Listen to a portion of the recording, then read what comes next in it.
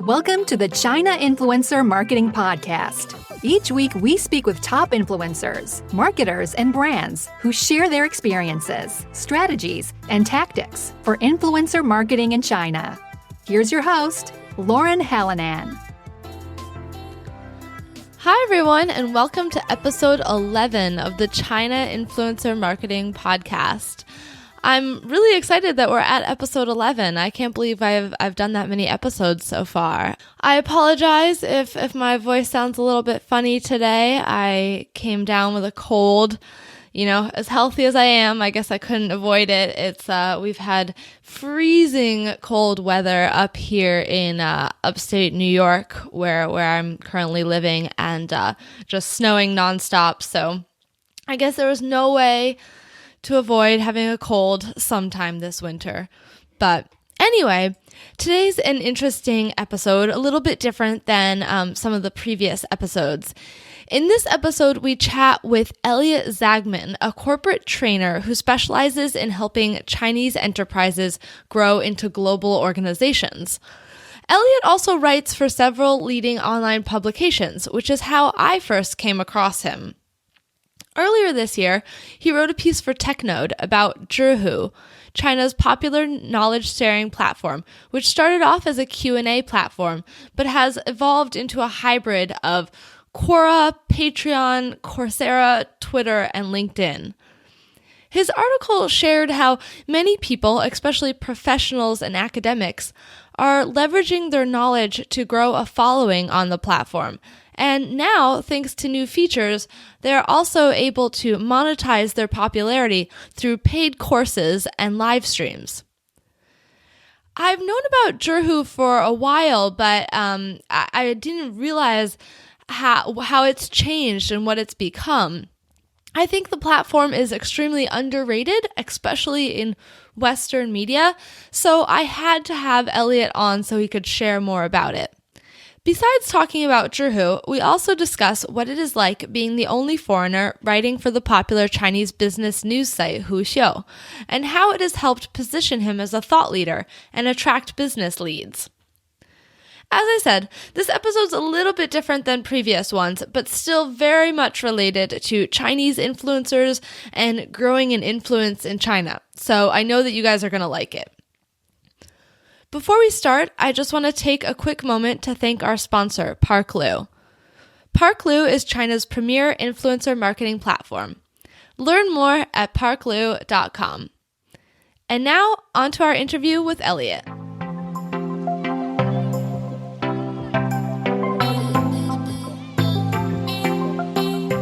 Hi, Elliott. Welcome to the China Influencer Marketing Podcast. I'm really excited to have you. Thanks, Lauren. It's great to be on.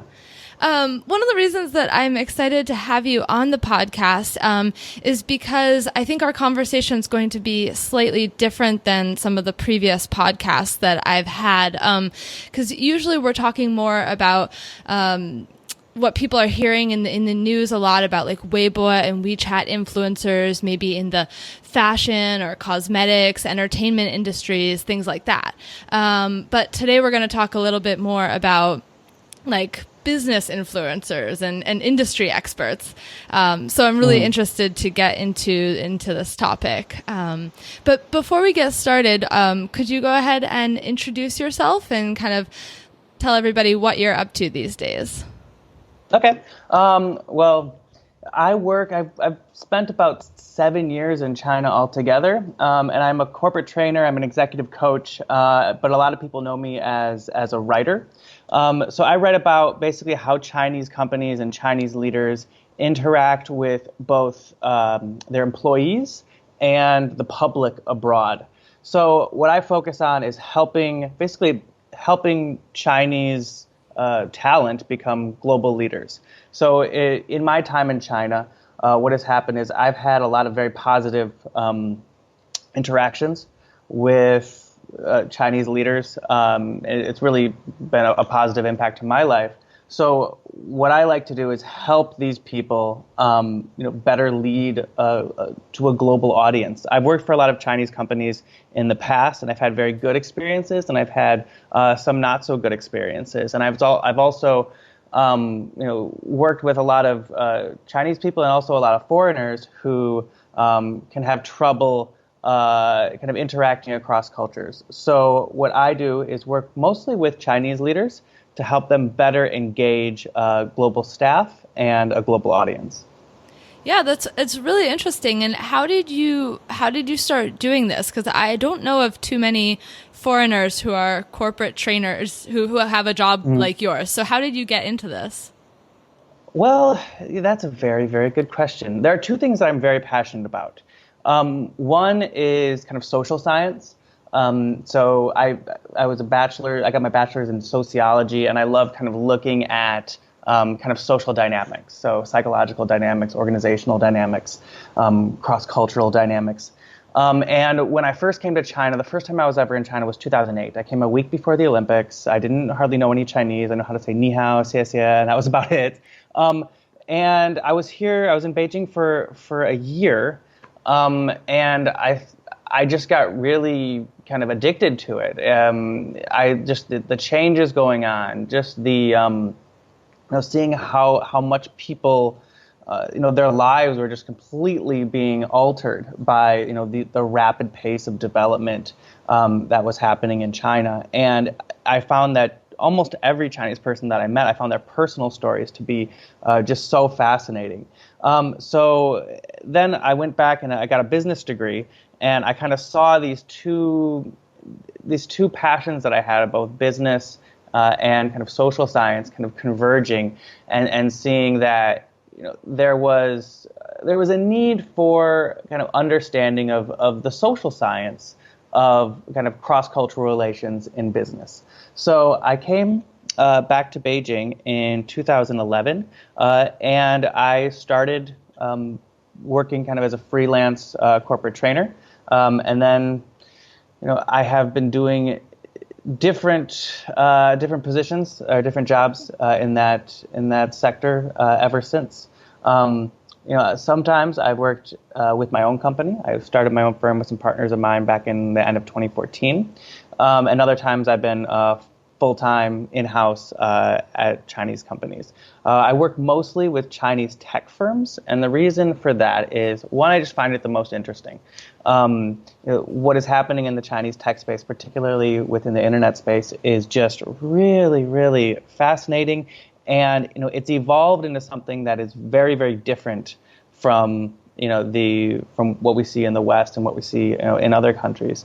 And then also the entrepreneurs that you meet in the tech space in China are just very different than kind of the stereotypical Chinese business leader. When I first started working, doing training in China, I would work with a lot of state-owned companies, and I'd work with a lot of more traditional Chinese firms, and I'd work with a lot of multinationals. And the experiences that I had were mostly quite positive, but I got a little bit frustrated with the dynamics that a lot of the state-owned businesses would have to kind of that I would find at state-owned businesses, because really a lot of them they're government organizations. So their focus is not always on the consumer. Their focus is not as much on their employees. Their focus is not as much, goal-oriented and business-oriented. It's how to kind of, politically triangulate themselves. It's very, very different in the internet space. In the internet space, they're very user-focused. So that what that focus necessitates is a completely different way of thinking that is, in a lot of ways, quite similar to what you would find in Silicon Valley. So I feel a lot more comfortable in that environment. And some of the, these Chinese entrepreneurs that I'll meet, I find just, really inspiring, really interesting, and I really prefer to work with them. Yeah, that's an absolutely fascinating story. Our China timelines are very similar. I arrived in China in January 2009, and I spent about 8 years there. So we've been there about the same time. So I completely understand with what you're saying about just the atmosphere at that time and since then. So much change has happened over those couple of years. So speaking of these kind of Chinese tech executives, what are some of the main differences between, Chinese executives and Western executives? What are some of the things that you have to work with them on? Okay, well, that's a very complicated question. One thing I would like to say, and I mentioned this a little bit before, is that I think that this is a dynamic that you find a lot in China, is that there are probably greater differences between previous generations of Chinese executives and younger generations of Chinese executives than necessarily than you might find between Chinese tech executives and Western tech executives. So there's a lot more similarities between an executive that you might find at Google and an executive that you might find at Jingdong or Zhihu or Tencent. So I do want to make that distinction. I mean, that being said, there are definitely certain cultural standards that you'll find in China that you don't necessarily find in the U.S. One that I've been writing about a little bit recently is this idea of transparency. So transparency is there's a very strong emphasis on transparency, particularly within Silicon Valley. So if you look at, for example, the way that Google does business, they try to keep everything as open as possible. With Chinese firms, obviously the tech firms are a bit more open than the state-owned firms, but there still is a tendency to try to keep things as a little bit more closed, a little bit less transparent. And then there's also a lot more political sensitivities. So especially for an internet company, right, you have the government censorship. So for example, with media companies, trying to toe that line between making good quality media and doing good reporting versus getting blocked, I think is a very sensitive and very challenging thing. So you see that the challenges that they face as Chinese leaders are going to be a little bit different than the challenges that a Silicon Valley leader might face. Okay, and what are some of the? I'm just curious. What are some of the skills and things that you're teaching them, or does it depend on each client? Yeah, it definitely depends on each client. But we have a few different things that we're looking for, or that we look at. One is basically how they are articulating their vision and their values. So one thing that you'll find with a lot of Chinese leaders is there are assumptions that they might have that other Chinese employees might have and their Chinese users might have, but that their overseas users and employees might not necessarily have. So, for example, if you ask them, what is the purpose of your business, right? So I'll speak with some people, and usually in China, the most common answer is like, oh, well, of course business is about making money. And that has, for a long time, kind of been an assumption. If you go to somebody in Silicon Valley, you probably, almost definitely will not get the same response. Even if they are interested in making money, they will not just tell you that their business is about making money. Right. They'll say, okay, they're going to be more user-focused. They're going to have a broader mission, a broader vision, a broader set of values. And actually, when I do speak with a lot of Chinese tech leaders, actually, they do have more substantive values that are behind the decisions that they make. They do have a broader vision and a mission that is beyond simply making money, but they don't always articulate it. So one of the things that I will do when I work with executives is help them articulate what's important to them. One of the things that you find in looking at China in relation to the world, both politically and with businesses, is that there's a lot of talk about kind of a power vacuum right now, because you see, a lot of these traditional Western powers and traditional Western companies kind of taking a step back when it comes to the global stage and China coming in. But what I find is much more important and very rarely talked about is a leadership vacuum. So a lot of these Chinese companies, what I encourage them to focus on is not just, having power and making money on a global level, but actually leading, global consumers and a global audience and a global workforce as well. And that involves sharing a vision and values that can be bought into from people all around the world. Okay, yeah, that's super interesting, and I guess the second point about leadership is something that I hadn't really thought about too much before, but yeah, it's definitely a good point. So. I guess what I really want to get into, since this is the influencer podcast, is talking about influence, and I guess this kind of relates to what you were just saying about being a leader.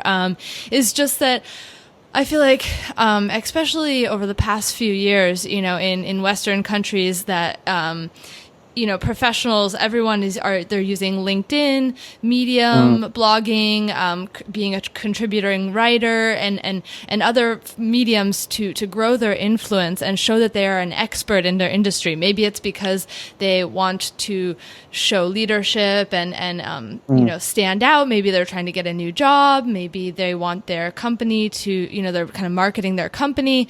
But, I think in China, at least from my experience, it's a little different, and maybe it's changing.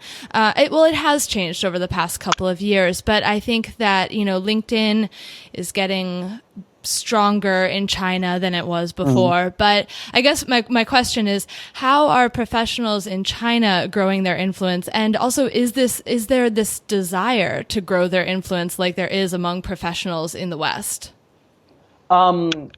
First of all, yes, there is a desire for people to grow their influence, period, for sure. Now, how they do it is different than they might do it, in the West. LinkedIn is popular, particularly within the the Beijings, your Shanghai, your Guangzhou, your Shenzhen, the big markets or the big cities, but it doesn't have as much of a critical mass among Chinese people as far as how much time they spend on it. And that belongs to WeChat. That's where people spend most of their time. So you've seen kind of the emergence over the past couple of years of the Gongzhonghao, so the WeChat public account, where people can write things, share their opinions, share their thoughts, and publish them online. So I find a lot of these opinion leaders, these people maybe who one of the areas that I work in is public relations. So I'll find that there are these kind of public relations PR executives who have been in the business for 20, 30 years, and they'll have their own public account, and they'll publish their own articles, and they'll regularly get 10, 20, 30,000 views. So that is one way that a lot of them are getting their message out, and also because it's different than something like Weibo, where where Weibo is a little bit more for kind of like celebrities, right? So for these kind of Wanghong to connect with their fans, right? So it's much more of kind of this surface level. But what's nice about the WeChat public account is it allows people to really get in depth about, they can write a 3,000 word article and have a lot of people read it, and they have more of a platform to go in depth and look for quality rather than quantity. Because that's, when it comes to professional networking, and professional influence, that's far more important than I think some of these other guests that you might have who are doing something like fashion or kind of being these internet celebrities. Is that when you're making your money from consulting, or when you're making your money from from other avenues, what is important is not the amount of followers that you have, but basically the quality of followers that you have, and how many of them are in positions of influence at their companies, how many of them don't just like what you say but really find it useful for their companies, and that is, I think, a little bit different than you might find in the Weibos. But then also what you'll see is this other platform called Zhihu. and I want to talk a little bit about that. Now they're a client of mine, so I got to say that I have a stake in the game. So I should admit that for full disclosure. But Zhihu has started basically as kind of a Quora type Q&A platform. So Lauren, have you ever been on Zhihu? Have you used it much? I've been looking around on it recently just because I did see, well, I've known about the app for a long time. I actually had a friend that worked at it several years ago, but back then it was just more of a question and answer app. It didn't really have a professional angle to it. So I didn't really pay that much attention to it. And then, as I mentioned to you, I guess it was a couple months ago or whenever, I read the article that you had written in another publication about Zhihu and how it's kind of evolved to become this a bit of a professional app where people are showing their expertise. So yeah, I've downloaded it and I've played around with it a little bit, but I'm really eager to learn more about it as well. Yeah. So I use it some, and I mean, I'm not I don't have a huge following on it, but I find it to be really interesting. So if you look at, when I wrote that article, I kind of look at it from the perspective of kind of divergent evolution. So there are these, this is a very Darwinian concept. So you have this animal called an okapi. And an okapi is kind of like a small deer in the forests of Central Africa. And it hasn't really evolved very much from its ancestors, millions of years ago. But a few million years ago, some of the early okapi ancestors went out into the savannah, and because of the environment of the savannah, the larger predators, the food that is higher up and harder to reach, they evolved a longer neck, they evolved longer legs, they could run faster, and they turned into a giraffe. Right. So as you see, because of the you have the Great Firewall, you have the language restrictions that make Western companies internet companies getting into China quite difficult. You have this completely different ecosystem that they're operating under. So because of that ecosystem that's defined by the Chinese government, that's defined by Chinese culture, the Chinese language, and the Chinese economy, you end up having these platforms that might start as what looks like just a copy of a Western platform, but evolve into something that's completely different, right? And Zhihu is a great example of that. So Zhihu kind of started just as a Q&A platform, similar to Quora, right? But you have to consider the social environment that they're in. So in the West, we have a much more developed independent media. So if you have a question, you go to Google, and Google can help you get the answer. In China, they don't have that kind of developed media, so getting an answer is something that was very difficult to get, really. But when Zhihu was able to have this knowledge sharing platform, it really kind of revolutionized the information and knowledge sharing game in China. I think that the introduction of Zhihu into the Chinese internet was far more revolutionary than the introduction of Quora into the American internet. But also, what Chinese consumers want is very different than what an American consumer might want from a Q&A platform. So, and Zhihu has adjusted to kind of meet those demands. So, if you look at live streaming, I know you've talked about this on your podcast before, but live streaming is really, really hot in China, right? Everyone does it. So what Zhihu has done is Zhihu has introduced live streaming to its app, but done it in a way that is more educational. So if you are an expert in an advertisement or an expert in social media marketing or influence marketing, you can set up a live streaming class, right? Where people can join, they can pay a few kuai, you can make some money, they can learn, and it's been quite popular for Zhihu. They also, the ease of mobile payments have also made it easier for Zhihu influencers to kind of monetize their influence. So at the bottom of an article, it's very common for these websites like Zhihu to have an option to kind of tip the writer of the article. So they can say, oh, I really like that piece that they wrote. I'll give them 5 RMB, or I'll give them 10 RMB. And for, so somebody who just wrote an article, if they write a really good one, they can make 1,000 RMB, and make, the article more worth their while.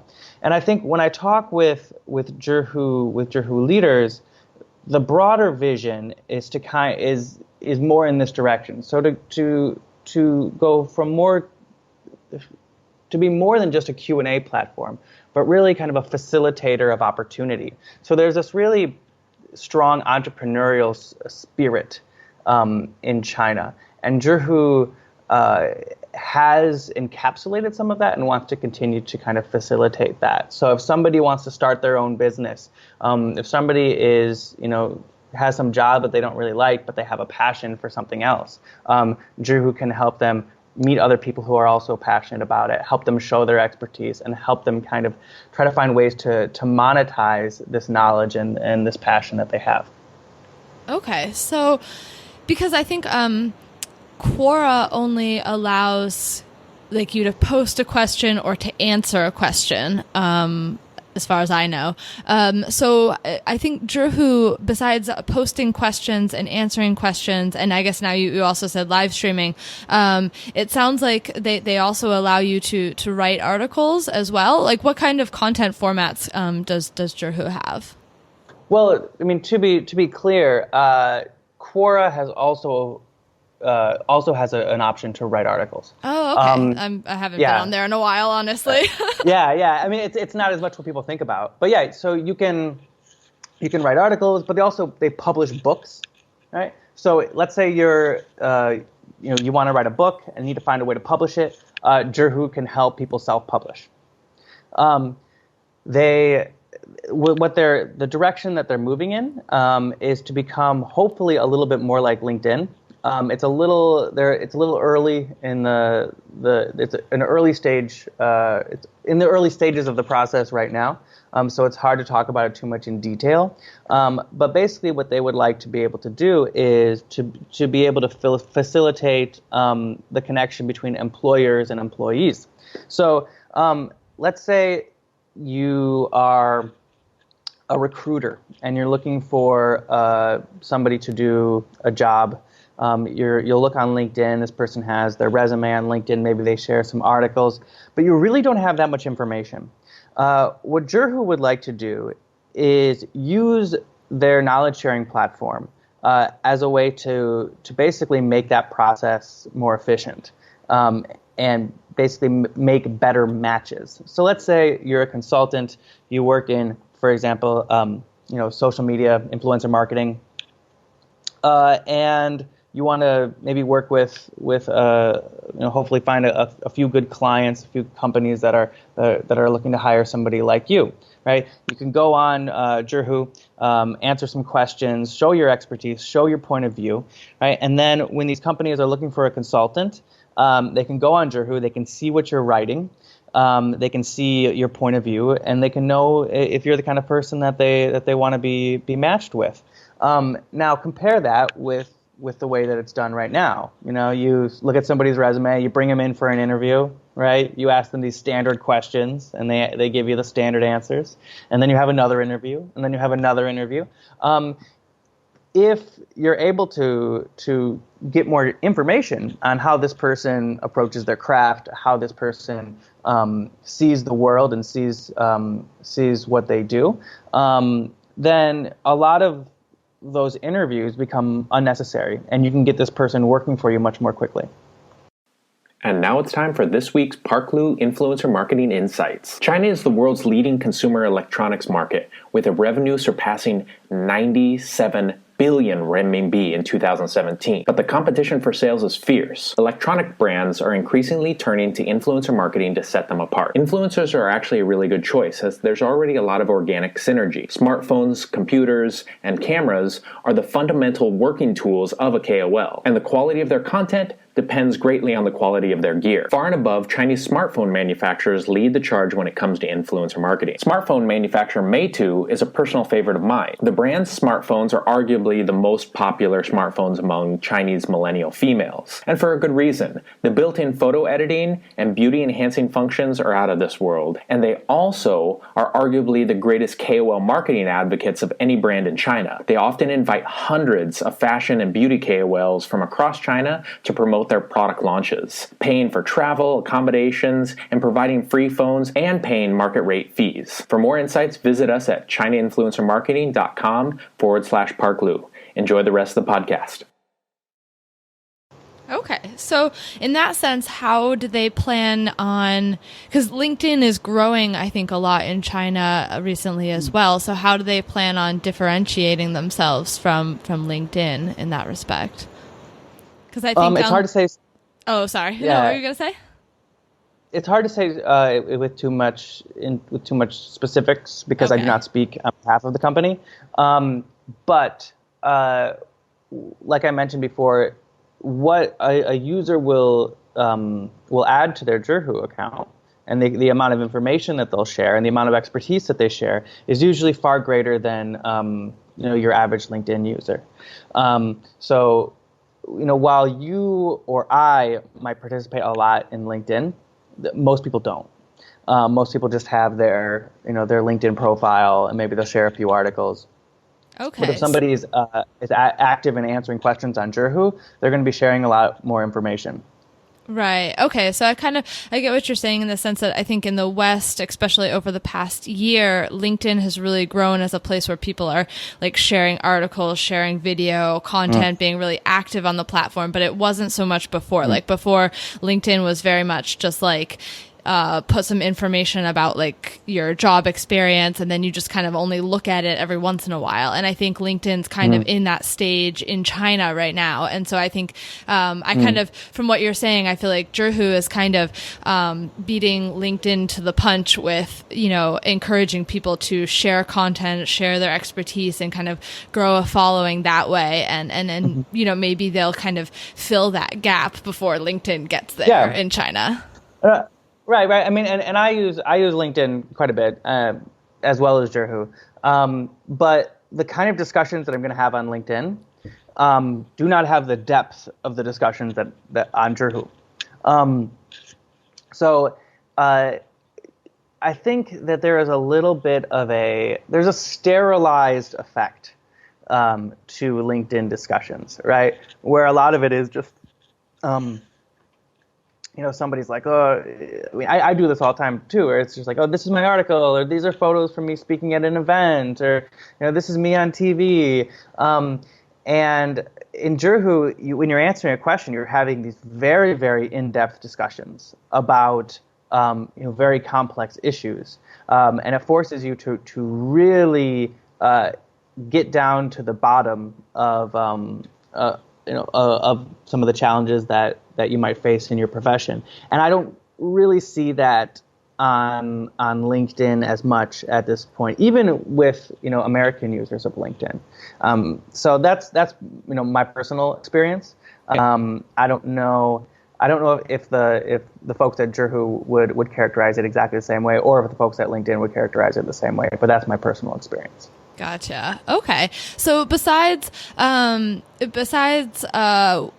WeChat public accounts and Zhihu, are there any other ways that these industry leaders, opinion leaders are growing their influence in China? So you have these other like video platforms that become really popular with second and third tier cities, with younger people, where professionals might not be on these platforms as much, but if you're trying to get a big fan base or you're trying to reach, young consumers, these platforms are very, very helpful. I don't spend too much time on them. Basically, when it comes to me and trying to, engaging with my social media presence, I basically look at WeChat. So what I love about WeChat is that the people who I'm really connected with on WeChat, I have about 3,000 to 4,000, WeChat friend circle people, right? So these are people who, I know and have met almost all in real life, and who there's a little bit more of a personal relationship with.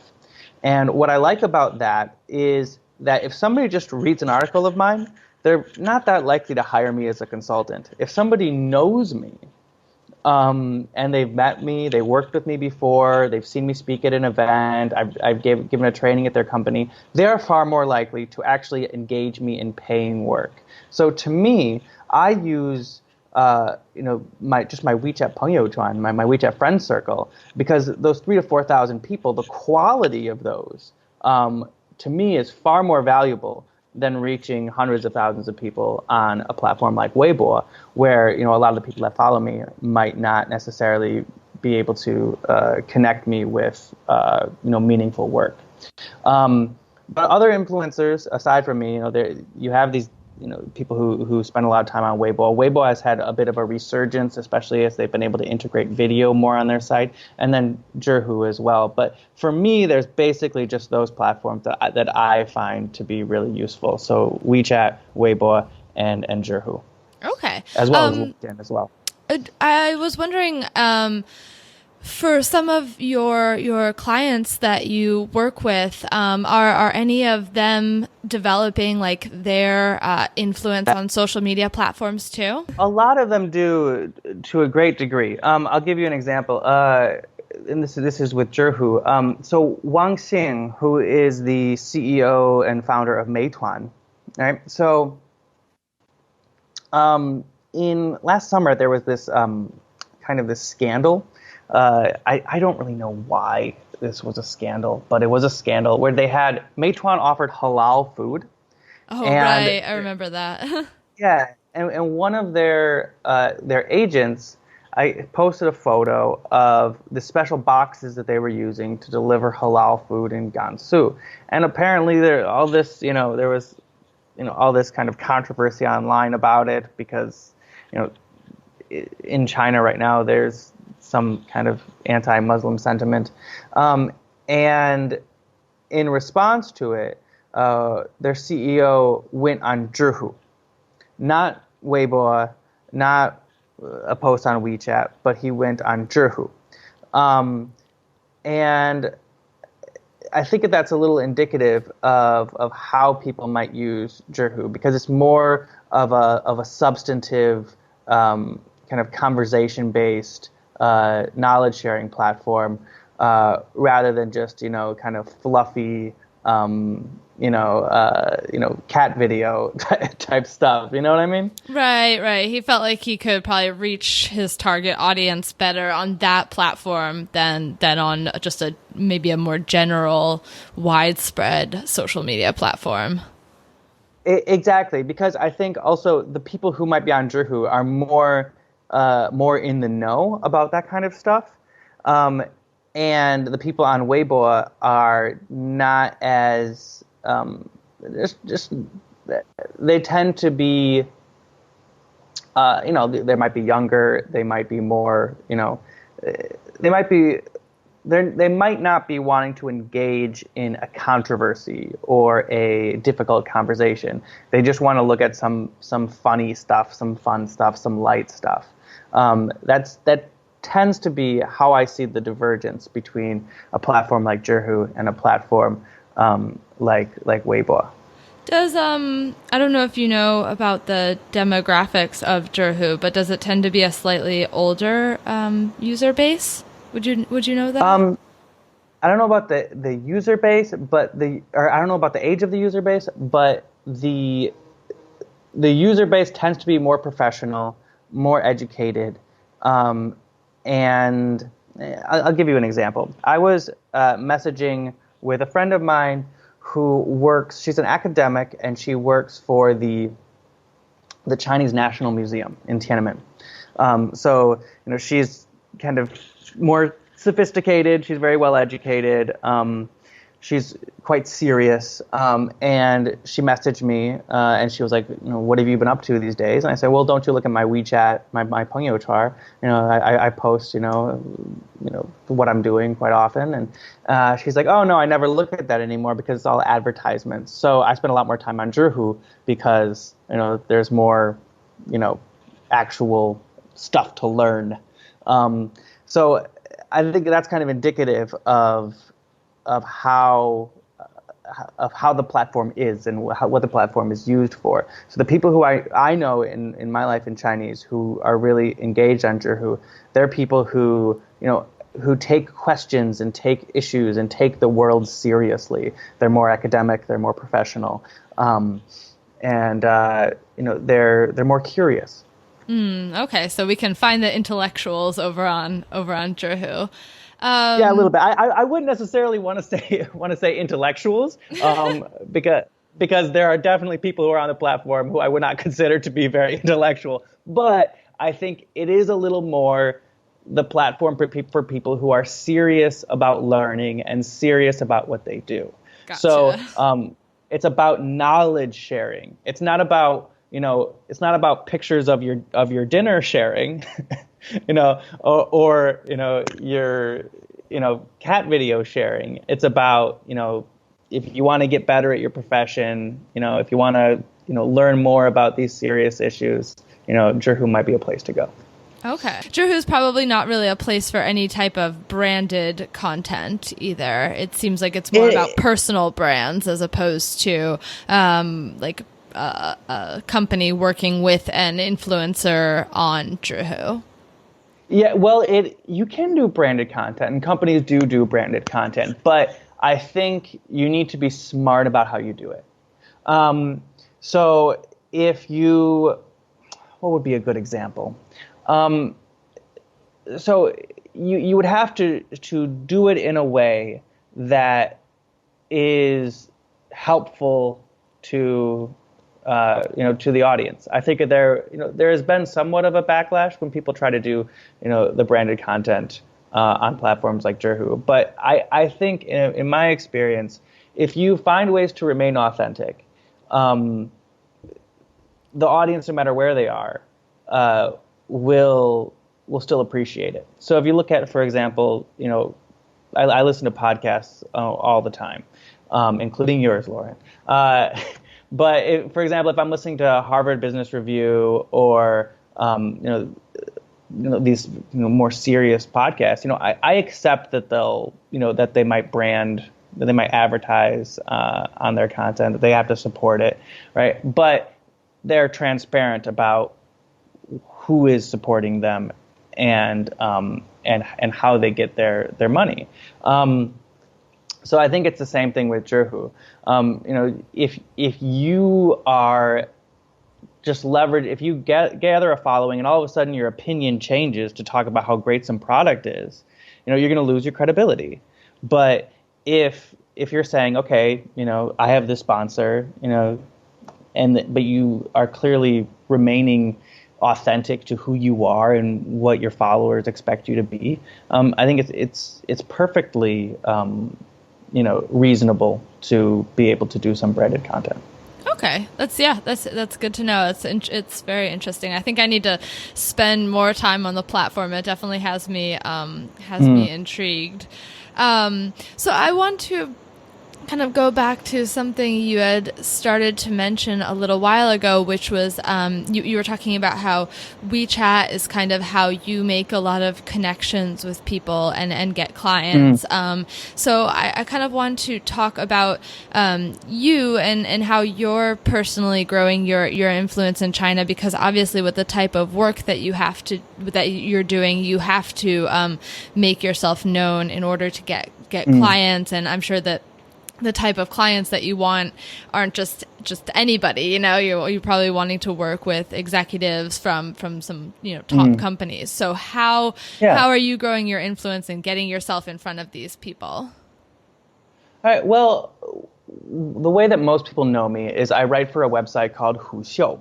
So Huxiu is kind of like a combination of Huffington Post and Business Insider for China. So I've been writing for them since May. And I write about issues of business, organizational culture, public relations, and society in China, and how Chinese companies and organizations relate to the rest of the world. So that's where how a lot of people know me, and how a lot of people read my thoughts and opinions. But what I will do is I make my WeChat account number readily available. So I don't have a public account on WeChat. I just have my personal WeChat, and I say, this is my WeChat number. If you read my article, if you like me, feel free to add me. And if I write a really popular article, I might get 50 or 100 people who will add me because they want to talk with me. But they also have the option to follow me on Zhihu, follow me on Weibo, and if they want to just do that, they can. But the message that I send is, if you want to know me and if you want to have a discussion with me, connect with me. And that has been really helpful for me. So a client that I work with right now, I wrote an article about kind of talent management and how to, about developing kind of organizational culture in a way that is that helps, that in a way that people feel valued, but also are focused on the things that they do. And a client saw it, or somebody who's now a client, but an HR professional saw it. She added me on WeChat, and we began a conversation. And then she said, "Oh, I really like this idea. I really like this article. Come in, and our company is expanding very quickly. I want to talk to you about this." So I went into their office. I talked with her. I talked with their head of their office, and we just started sharing ideas. And at the end of the meeting, I was like, "Well, I don't know if I'm the right person for you, but I think that let's stay in touch." A couple of weeks later, they messaged me to say, "We want to give you a workshop, or do a workshop, training workshop for our future leaders." So I went in, did a training workshop. They paid me for that, and then we started talking about, okay, well, what are the next steps that we need to do in order to maybe implement a development program for their future leaders? Okay, well, and then all of a sudden there's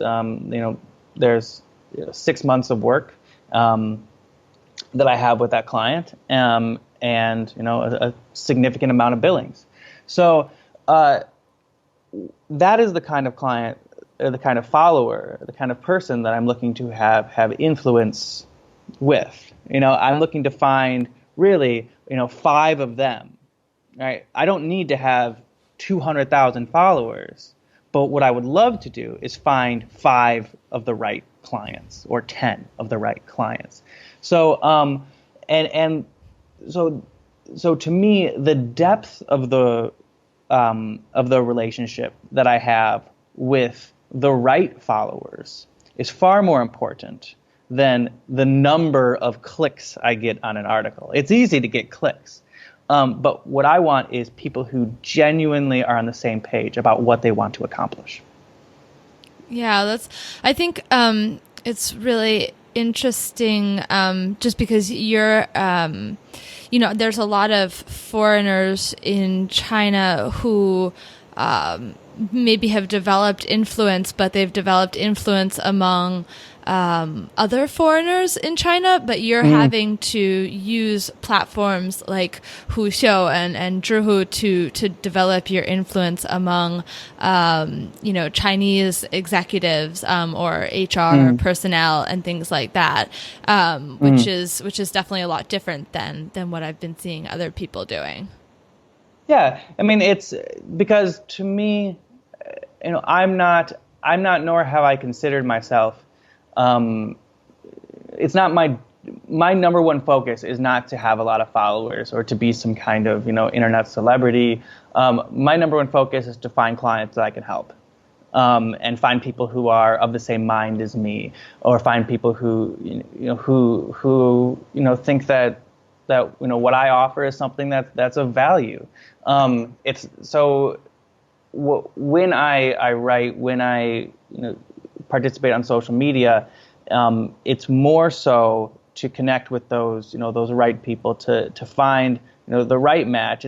I'm not, to use a dating analogy, I'm not trying to try to rack up my scorecard. I'm trying to find meaningful relationships. Right. So that's what's important to me, and that's how I look at it. Yeah, no, that's definitely. I mean, I completely understand that, and I just think it's really interesting what you're doing, especially with Huxiu, because I think you might have said you're one of the only, or maybe the only foreigner that's writing for the platform right now. I'm definitely the only foreigner who's writing for the platform. I don't know many other foreigners who are writing particularly on the topic of business in Chinese. Now, my Chinese is not excellent. I'm probably like HSK 4. So I mean, like I can have a dinner with a Chinese friend where we speak Chinese. But like if I'm gonna give a speech or a presentation in Chinese, it's overwhelming, and I can't write an article using Chinese. So I mean, but Huxiu has a translator, so they can translate from my articles from English to Chinese. But also, I do also try to meet a lot of the foreigners who particularly are working with Chinese companies. So I also write for two other English language platforms. One is supchina, which focuses on kind of business, culture, and culture news and political news about China. And the other one is Technode, which is an English language platform about the Chinese tech industry. So a lot of times when I write something that is initially designed for the Chinese audience, I will also publish it in English as well, because even though the audience is smaller, in English, I think I do meet a lot of foreigners who have really interesting experiences and who do similar things to what I do. So even though I mostly write to a Chinese audience, I have found that publishing it in English is also really helpful in connecting with the kind of foreigners who I want to connect with as well. Okay, gotcha. Well, I want to start to wrap things up. And something that I ask pretty much every guest on the podcast is that, do you have anything coming up within the next, couple months, any big projects that you're working on, or anything that you would like to share with everybody? That's a very, very good question. I will encourage people to, feel free to add me on LinkedIn. And my name is Elliott Zaagman. So feel free to connect with me. And I'm always putting out new articles. I have a new article coming out today in Chinese. It's about, I spoke at an event. I gave a keynote at an event from PR Newswire last month. And I watched this panel that they had of different kind of journalists for foreign organizations talking about what advice they would give to Chinese firms about how to manage foreign PR. And I thought it was an interesting discussion that they were having. So what I did is I kind of contacted them all afterwards, and I said, can you tell me more about, the advice that you would have for Chinese firms handling foreign PR? And I wrote an article about it, and it's going out today in Huxiu. So if readers can read Chinese, feel free to check that out. But also, I regularly have articles that come out on the website Technode or supchina. So I would very much encourage people listening to this podcast to check out supchina. That's supchina. Or if you're interested in the China tech world, look at Technode. That's Technode. Yeah, I will definitely include links to all of those sites in the show description, show notes, and also make sure to add your LinkedIn, and I'll make sure to include also that article that we talked about earlier, the Zhihu article that you wrote, because I think that will definitely be interesting for people. So is the best way for people to get in touch with you through LinkedIn, or is there another way? For the people who are listening to this podcast, LinkedIn's probably best. Or you can also feel free to, if you are listening to this podcast, then we probably have a lot in common. So feel free to add me on WeChat at ezaagman. That's E and then Z as in zebra, AAGMAN. Yeah, we definitely have a pretty niche audience here. Yeah, exactly. So I don't think you'll be getting any random people adding you. Exactly. It was super, super interesting to talk to you. As I said, it's much different, I think, than some of the other podcasts that I've had, but I think it's still something that people are going to be very interested in. It's kind of, it still runs in the same space. It's still about influence. Exactly. Thank you so much for coming on. Yeah, it was a pleasure. Thank you for having me.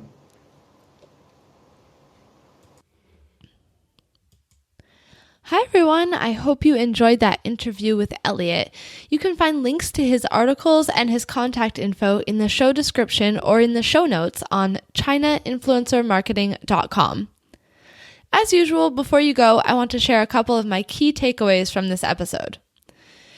The first one maybe wasn't talked about directly in this episode, but is more indirectly related to the type of work that Elliott does. I think that we can see a big trend happening that Chinese companies, especially tech companies, are increasingly focusing on global expansion and on developing their reputation abroad. Matt and John on China Tech Talk podcast talked about that a lot in their episode. I believe it was 2 weeks ago. I'll link that in the show notes if anyone is interested in listening to it. The second thing is that I think this episode was just a big reminder that there is more out there than just Weibo and WeChat. I mean, Weibo and WeChat are very important. I acknowledge that. I agree with that. But there are also huge opportunities on other platforms. And brands and people wanting to grow their influence in China should focus more on the platform that is the right fit versus the biggest platform. So that's it for my takeaways. I'd love to hear what you thought of this episode or just of the podcast in general. And you can leave me a comment on chinainfluencermarketing.com or reach out to me on LinkedIn. If you like this episode and know somebody else who might like it too, please don't forget to share. Thanks, and talk to you next week.